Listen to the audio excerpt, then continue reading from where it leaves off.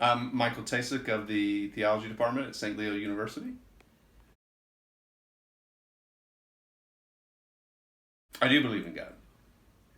Can you expand on Um, for me, the spiritual life is one of a journey of questioning and a journey of searching.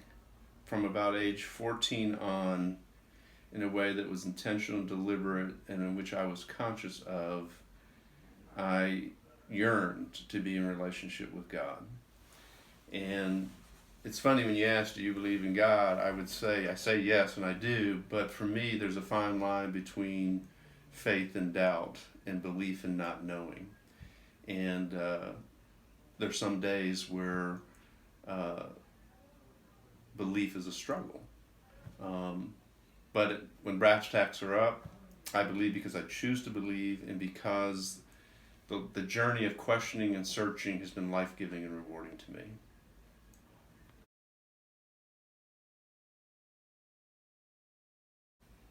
For me, the reasons for my belief have much to do with my formative family. I'm the youngest of four children. My parents were married 42 years before my mother's death, and my maternal grandmother was also in the home. And I was raised in an environment of incredible love. Um, and my sense was this love was informed by and transcended even the relationships of my family. And the way that I came to understand that as a young Catholic boy was that it was a gift from God. And so for me, my belief in God is very much a relational, an existential, and an experiential based belief. I believe because experientially I have been loved profoundly. I believe because existentially that love has enabled me to have an existence and to live a life that's been incredibly life giving. Um, so for me, my belief in the existence of God is very much rooted in profound interpersonal relationships of love.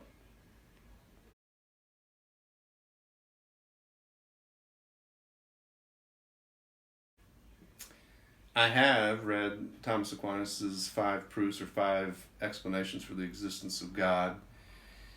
You know, to ask the question, which one could you stand by, in some ways is an inappropriate question in light of what Aquinas was trying to demonstrate. In many ways, Aquinas didn't intend for the proofs or the ways to convict someone of the existence or the non existence of God.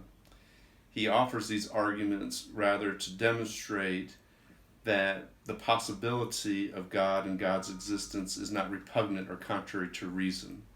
If you look at the arguments, they're largely based upon rationality. So it could either be the idea of infinite causal regression, right? That if things are created, at some point there has to be something whose creation is not contingent upon something else. You and I exist because our parents existed.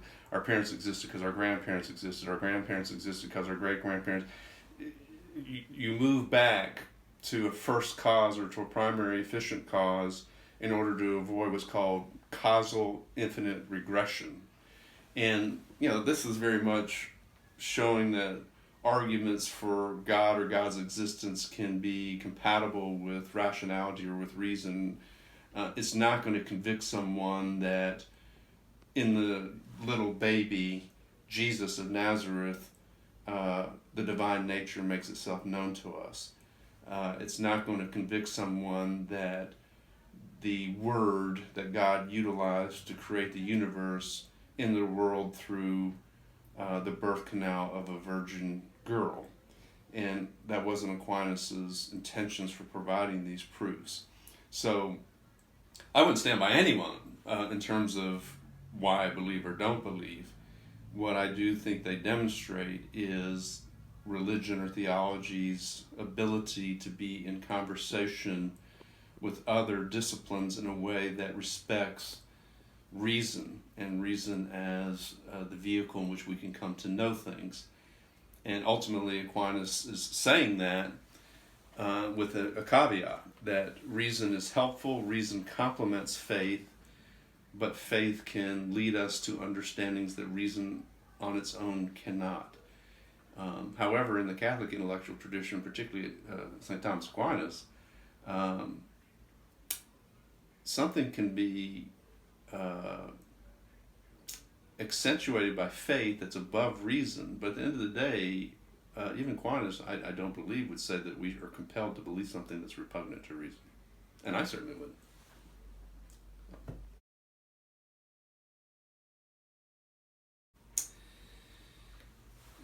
If God exists, why does evil exist? And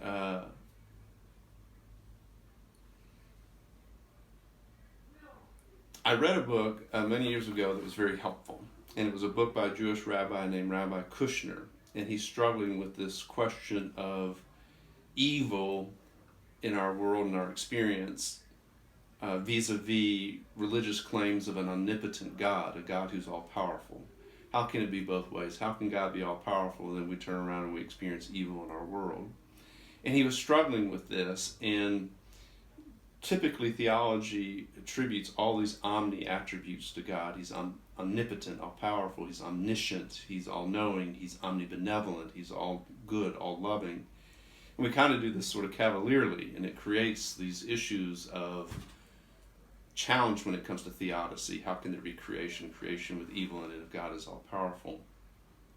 And one of the things that Rabbi Kushner suggests in this book, and which I've come to agree with, is he suggests that God, in being omnibenevolent and being all-loving, imposes limitations on his own power. In the Christian tradition, we believe that evil exists not because of an action of God, but because of the action of we human beings. We believe that God has created us in his image and likeness. And when we say that, that means that he created us with faculties and attributes of reason and will. We have rationality and we have volition. We have the ability to reason and we have free will. Evil is introduced into the equation when we misuse those gifts. When either reason misidentifies the good or distorts the bad to convince us that it is good, and then our will moves us towards it. So evil is a result of us using our faculties that God gave us in a way that violates God's intention that we use them. Reason should identify the good, will should move towards it. Sin or evil is introduced when we don't behave in that way. So it's our doing, not God's doing. And you'd say, well, why doesn't he stop it? This is the interesting thing within the Christian tradition, that when we use our gifts inappropriately that way, we distort the way God created things to be. He wants us to use reason to inform will, and to will then choose the good. Evil and sin is introduced when we misuse those things.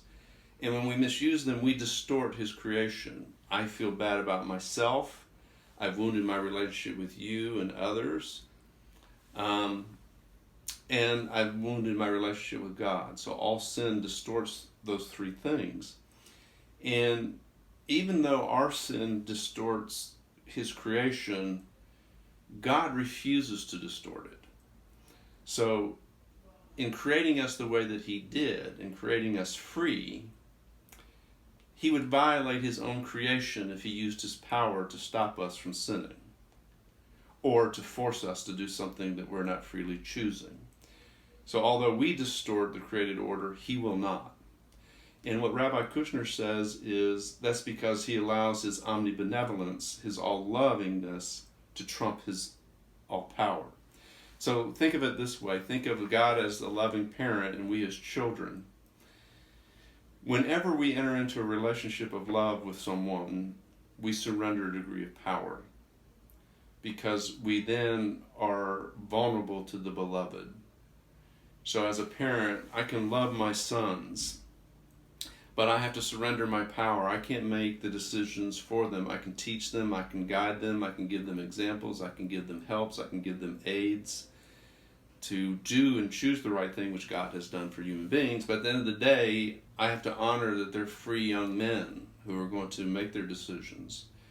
And if I'm going to enter into that type of relationship in which I'm making myself vulnerable to the beloved, and they need to be free if it's going to be an authentically loving relationship back, then by necessity my power is limited, because I'm vulnerable to the decisions of the beloved. Just because I express and convey my love to the beloved doesn't mean they're going to reciprocate and give it back. And so Rabbi Kushner says that out of his love for human beings, God limits his own power. And the rest of the salvation history in the Christian sense is, after we mess it up, even though his power is limited, because of his love, he continues to reach out to try to restore us and to bring us back into the relationships that they ought to be.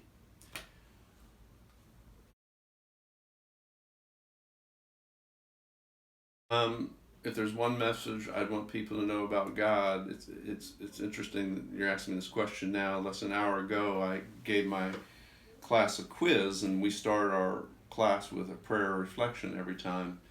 And this is the last time of the semester that I'll be offering this to the students. And I intentionally chose a passage from the letter of 1 John, chapter 4 of the New Testament.